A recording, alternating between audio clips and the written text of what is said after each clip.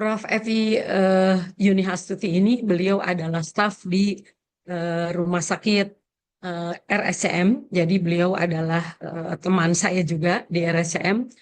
Beliau sudah menggeluti HIV ini sudah dalam waktu yang sangat lama menurut saya. Jadi tidak kita ragukan lagi kemampuan kliniknya, dan beliau sangat banyak sekali meneliti dalam banyak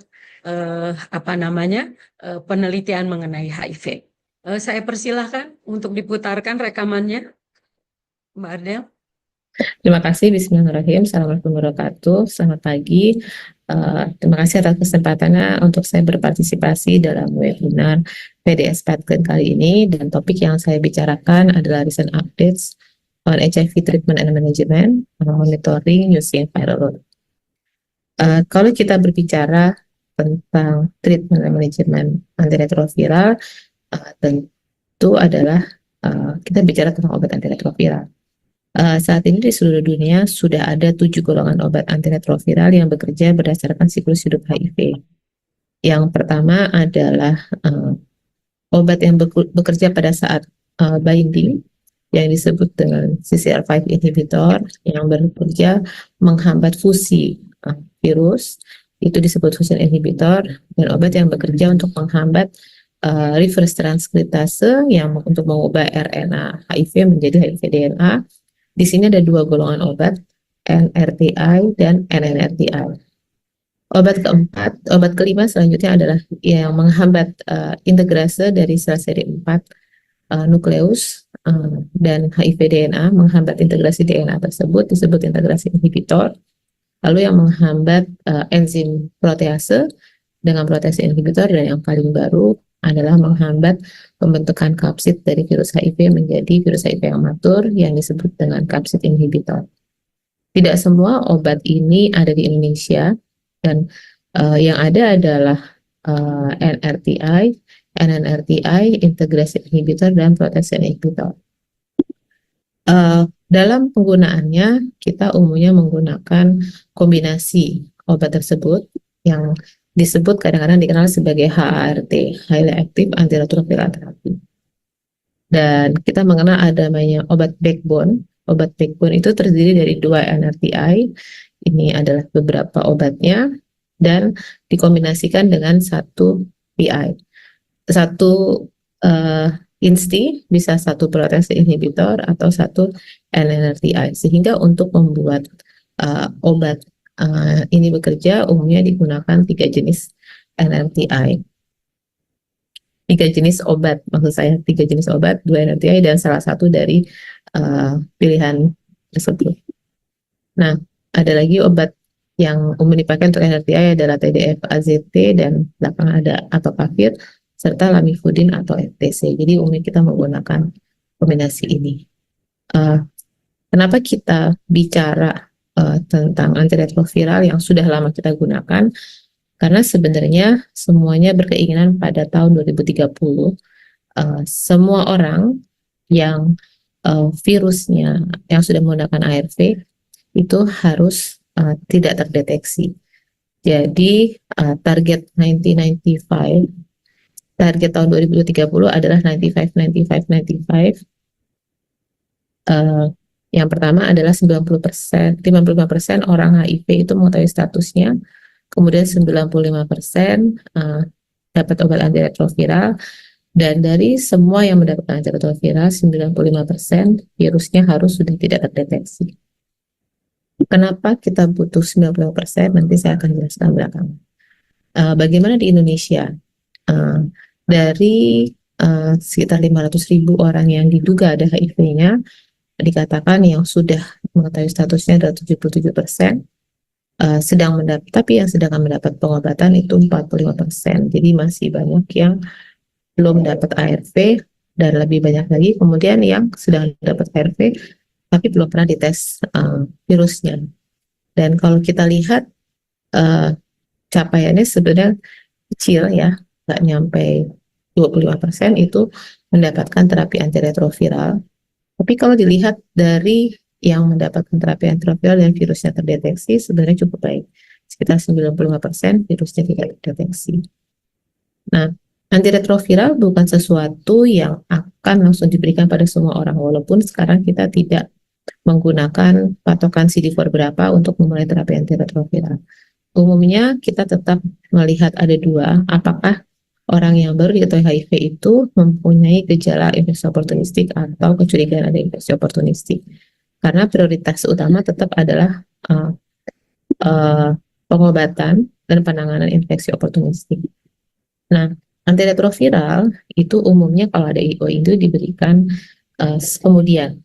Contohnya untuk TB, antiretroviral itu diberikan saat ini tidak harus menunggu selesai pengobatan TB awal, tapi semuanya diberikan kurang dari 2 minggu setelah obat antiretroviral, OAT dimulai, obat anti tuberkulosis dimulai.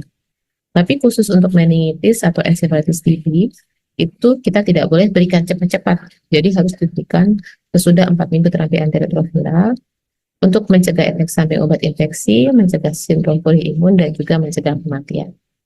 Ada obat infeksi oportunistik yang perlu pengobatan antiretroviral lebih cepat, contohnya CMV, kalau diare karena Streptococcus, atau sebabnya karena HIV itu sendiri. Jadi misalnya limfnosidnya HIV nefropati, atau kardiomegalovaskular HIV. Satu infeksi oportunistik lain yang tidak boleh diberikan antiretroviral cepat-cepat adalah meningitis Streptococcus. Jadi sesudah 4 atau 6 minggu baru kemudian diberikan antiretroviral. Karena antiretroviral tentu tidak bisa mengobati HIV itu sendiri, dan tetap kalau tidak diobati akan meningkatkan kematian karena infeksi oportunistik kalau tidak terdeteksi atau diobati dengan benar.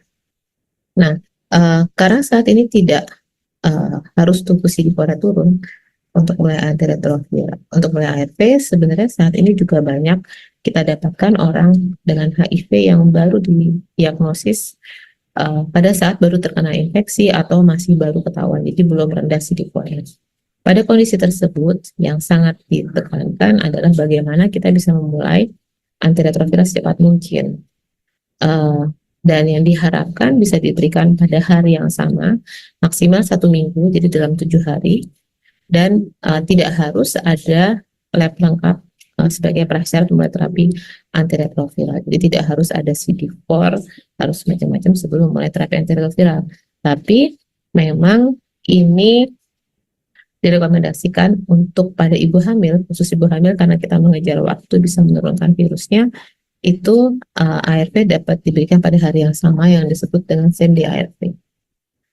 Tapi yang harus di-underline adalah minum ARV kan seumur hidup. Jadi harus pasiennya sendiri siap. Jadi harus sudah siap sebelum diberikan ARV, dan itu untuk semua orang yang ARV diberikan yang namanya konseling pra ARV supaya tidak ada kejadian stop abad kemudian. Untuk pedoman ARV lini pertama saat mulai ARV, saat ini sebenarnya sudah menuju ke penggunaan fixed dose combination. Jadi satu obat yang minimal terdiri dari 3 obat. Dan dalam pedoman nasional Indonesia saat ini untuk koinfeksi TB itu diberikan tetap TDF 3-TC efavirenz atau kita sebut TLE, dan alternatifnya adalah TDF 3-TC DTG.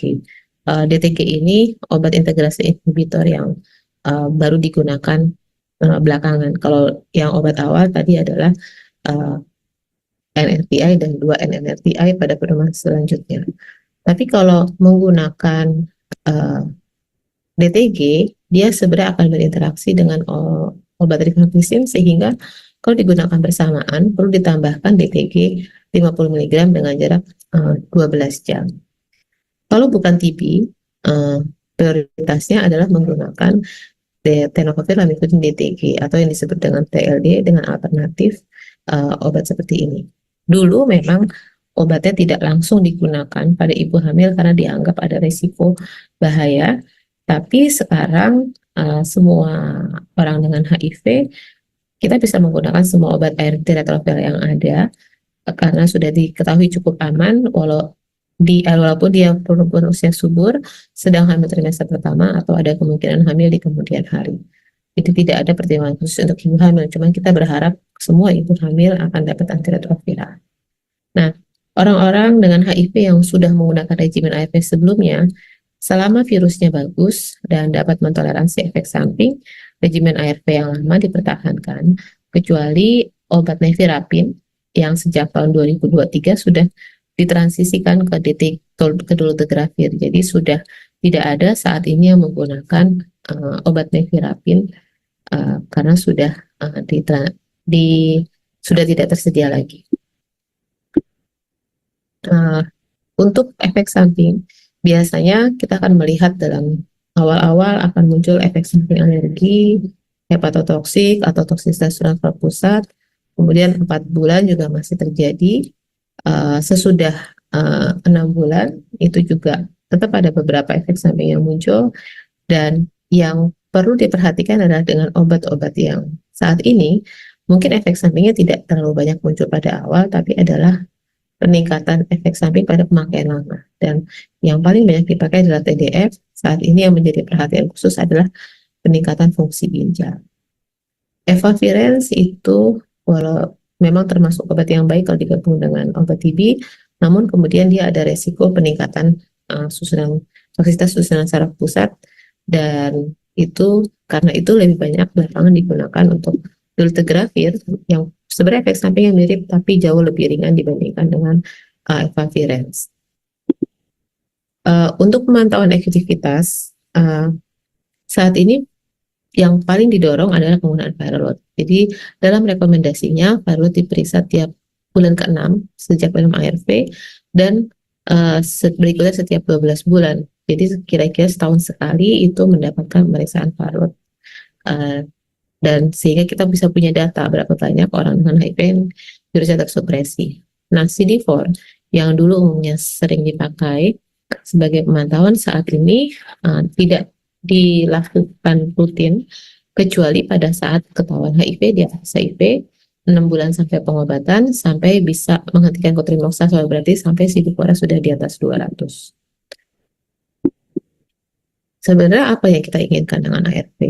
Kita tahu bahwa ada lower limit of detection untuk pemeriksaan viral load, dan yang dianggap batas banyak untuk pedoman Indonesia atau WHO adalah kalau viral load di atas 1000 kopi. Yang kita harapkan adalah begitu orang minum ARV, kita bisa lihat dalam 6 bulan pertama itu virusnya tersupresi, jadi di bawah limit of detection. Sebenarnya kita harapkan cuma di bawah 50 kopi yang disebut tersupresi. Nah, kalau sudah sempat turun, jadi tersupresi tapi kemudian naik lagi di atas 1000, itu yang kita sebut sebagai virologic rebound ataupun failure. Ada juga yang dari awal virusnya tidak pernah turun sampai target, langsung naik-naik lagi. Ini yang disebut dengan early virologic failure. Kalau kita melakukan pemantauan viral load rutin, sesekali kita juga akan menemukan virusnya sudah turun tersupresi, kemudian naik tapi tidak sampai 1000 kopi, lalu kemudian kalau kita periksa lagi virusnya turun lagi. Ini ada fenomena yang disebut dengan virologic dips. Ada juga orang-orang yang virusnya sempat turun, tapi virusnya nggak pernah mencapai supresi, tapi juga nggak masuk kriteria virologic failure. Nah, itu yang disebut dengan persisten low level viremia. Jadi kalau virusnya antara 40 sampai 1000 kopi, kita juga tidak bisa menyatakan ini adalah gagal. Mengapa kita butuh viral load undetected gitu ya? Sebenarnya karena ada fakta bahwa kalau seseorang virus yang sudah tidak terdeteksi undetectable, itu maka dianggap untransmittable virusnya, dan ini untuk penularan seksual. Apa evidence-nya? Kalau misalnya pada penelitian HPTN udah hampir 10 tahun lalu, kalau misalnya semua orang dengan ini ada pasangan yang satu HIV serodiscordant, satu lagi negatif, itu kalau misalnya kita berikan terapi antiretroviral langsung di yang satu grup lagi ditunda sampai CD4 kurang dari 250. Ternyata kalau diberikan dengan kalau diberikan ARV ketika CD4 kurang dari 250, yang satu dimulai cepat-cepat, jadi ternyata resiko penularannya akan berkurang. Kita lihat all infection kira-kira ada 69 dan dianggap semua ini menurunkan risiko penularan pada pasangan sekitar 96%. Ada lagi data dari partner studi. Ini kalau misalnya ini mixed status, kemudian yang positif virusnya sudah tersupresi dan memang ternyata ada data condomless intercourse, ternyata transmisinya dianggap nol. Ada juga studi dari opposite attracts, jadi antara HIV positif dan negatif gay men. Ternyata data yang terakhir adalah dari sekian banyak condomless sex, ternyata risiko penularannya sangat kecil. Jadi dianggap saat ini adalah bahwa kita sebut sebagai treatment as prevention. Kalau mengobati orang dengan HIV positif sehingga virusnya tidak terdeteksi, itu akan mencegah penularan kepada pasangan seksnya. Nah, di Kanada memang juga sudah dibuktikan kalau makin banyak orang dengan HIV yang virusnya sudah tidak terdeteksi, maka kita akan bisa melihat kalau kasus baru HIV akan turun. Kita lihat ini proporsi yang virusnya kurang dari 200 yang warnanya ungu, makin banyak orang yang virusnya nggak terdeteksi, maka ternyata kita lihat impact-nya kasus HIV-nya, ini yang warna merah, akhirnya akan turun. Tapi memang yang bisa dicegah cuma HIV. Sifilisnya juga naik gitu ya. Tapi juga terlihat makin banyak juga yang bisa menggunakan ARV lebih cepat. Nah, pertanyaannya, memang berapa lama dibutuhkan untuk mencapai undetectable? Itu ya. Jadi kalau orang minum antiretroviral kira-kira 1-6 bulan virusnya akan tidak terdeteksi, dan kalau 6 bulan kemudian masih tetap tidak terdeteksi, maka disebut effectively no risk, gitu ya. Dan risiko untuk menularkan HIV kepada pasangannya akan berkurang selama minum obat teratur. Tapi memang ini evidence-nya tadi masih untuk penularan non seksual. Untuk penularan seksual sebenarnya belum ada evidence yang cukup baik. Nah, kalau sudah berhasil, tentu kita harus minum obat terus-terusan. Tapi bagaimana kalau gagal? Nah, seperti tadi saya katakan, yang disebut gagal kalau menggunakan gagal virologis itu adalah kalau viral load di atas 1000 kopi 2 kali berturut-turut dengan interval 3 bulan dan sesudah minum ARV 6 bulan. Kalau gagal imunologis itu ada 2 kriteria, kalau CD4 kurang dari 250 setelah gagal klinis atau CD4 tetap di bawah 100. Dan gagal klinis kalau misalnya munculnya infeksi oportunistik baru setelah antiretroviral 6 bulan yang efektif. Nah, namun kriteria dinyatakan gagal itu harus dengan persyaratan minimal udah minum ARV 6 bulan dengan kepatuhan yang baik. Kalau misalnya tidak minum obat atau putus obat kita periksa virus banyak, itu tidak berarti dia sebenarnya gagal. Memang dia tidak menggunakan ARV dengan baik. Bagan alir yang ditetapkan saat ini adalah kalau misalnya kurang dari 50 teruskan, kalau antara 50 sampai 1000 lanjutkan dulu, di konseling lagi, kita lihat ada interaksi obat yang belum tertangani atau tidak. Kalau akhirnya turun dilanjutkan ARV, tapi kalau misalnya di atas 1000 baru kita ganti ke regimen yang lain. Ini berlaku untuk regimen-regimen yang non-NNRTI. Tapi kalau dia masuk kategori menggunakan regimen NNRTI, jadi kalau yang tadi adalah efavirenz, itu cukup 1 kali, kita bisa pindah ke regimen obat yang selanjutnya. Nah, kenapa seperti itu? Karena memang NNRTI, efavirenz itu adalah obat yang sudah lama digunakan di Indonesia, jadi resiko resisten tentu lebih banyak dibandingkan dengan yang obat yang masih baru, yaitu golongan INSTI. Apakah kita bisa, kenapa kita sebenarnya mendorong penggunaan viral load gitu ya? Karena sebenarnya yang paling cepat untuk terdeteksi itu adalah kegagalan virologis. Jadi begitu seorang minum antiretroviral tidak teratur, yang akan terlihat paling cepat adalah virus yang naik. Baru kemudian timbul resistensi, baru kemudian 1 tahun kemudian CD4 akan turun, dan kalau kita biarkan juga, mungkin baru 1 tahun kemudian kita melihat terjadi kegagalan klinis. Nah, mendeteksi yang paling akurat adalah kalau menggunakan viral load. Karena kalau kita sudah tunggu sampai gagal klinis, biasanya tentu obat yang digunakan makin banyak dan resistensi obat-obatan itu juga akan makin banyak. Nah, ini adalah pilihan obat yang digunakan saat ini sebenarnya digunakan melihat obat sebelumnya apa, terus kemudian apakah dia ada hepatitis B atau tidak.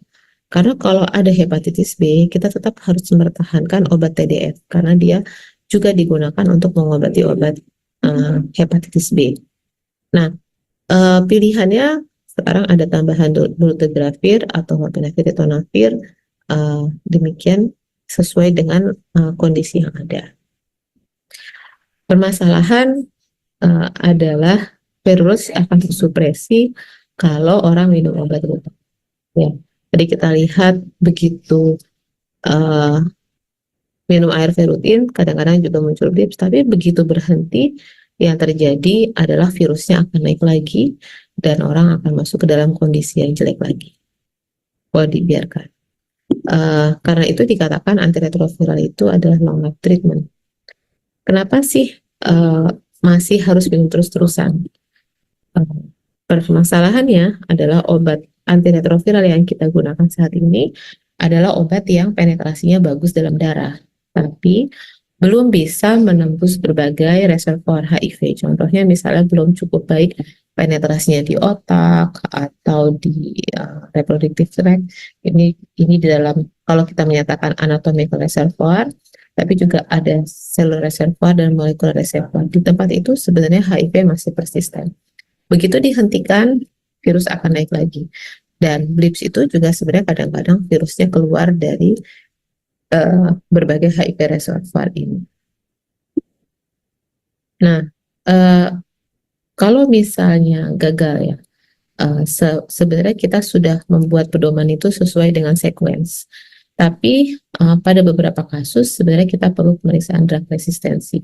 Namun beda dengan negara lain, pemeriksaan HIV drug resistensi saat ini tidak menjadi pedoman rutin pada semua orang yang mau mulai terapi ARV atau kalau ternyata virusnya gagal atau virusnya di atas 1000 kopi. Nah, karena tidak mungkin bisa dilakukan gitu ya. Kalau di Amerika atau di beberapa negara maju, Australia juga semua orang mau minum ARV sudah ada pemeriksaan resistensi obat. Nah, apakah resistensi bisa diprediksi? Sebenarnya kita harus lihat viral load dan riwayat pemakaian obat. Resistensi itu sebenarnya terjadi sesuai golongan obat. Kita tahu kalau NRTI mekanisme gimana, NRTI mekanisme gimana, protease inhibitor dan INSTI mekanisme gimana.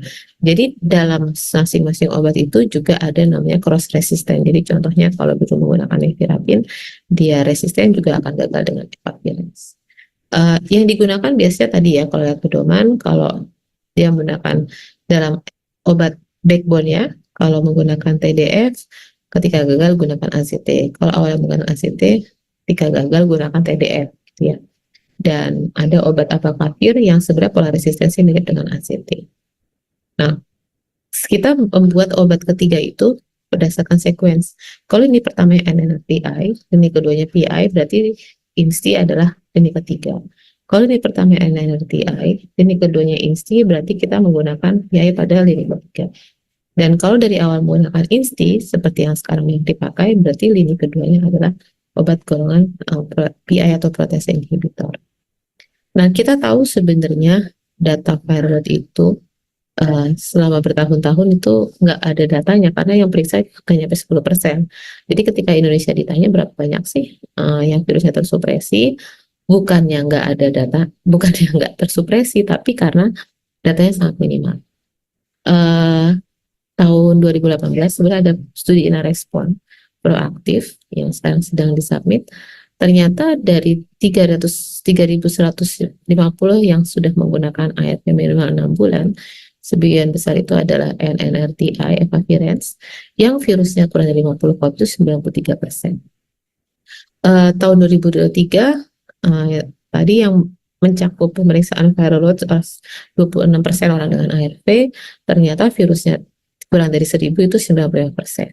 Dan untuk tahun ini dari laporan per Juni 2024 dari 46% yang sudah diperiksa Carlo ternyata yang kurang dari 1.000 itu 92%.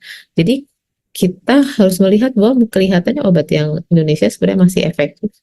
NLTI, INSI, dan PI kalau kita melihat data viral load. Karena kalau misalnya virusnya tidak banyak, tidak sampai 1.000 kopi, mungkin belum saatnya kita harus periksa resistensi ARV. Nah ini tadinya ternyata 95% juga sudah tidak terdeteksi kalau dia periksa viral load. Tapi kalau kita lihat yang cek kan masih sedikit. Nah, yang kita juga lihat untuk menggunakan obat itu tadi adalah bagaimana kemungkinan resisten. Ketika Indonesia memutuskan banyak menggunakan dolutegravir karena di luar negeri dilihat obat ini sulit untuk menjadi resisten. Tapi tahun ini ternyata negara-negara yang sudah menggunakan obat DTG atau INSTI yang itu sudah lama, kita lihat pada tahun 2020-2022 juga muncul mulai resistensi baru. Kita lihat di Uganda itu sampai 39%, mereka sudah 10 tahun menggunakan obat dolutegravir, dari beberapa Mozambik bahkan sampai 19,6%. Jadi intinya obat apapun kalau misalnya digunakan dengan baik, tentu resistennya akan kecil. Tapi mau ada obat baru kalau kita juga gunakan tidak baik, nanti tetap akan muncul resistensi obat.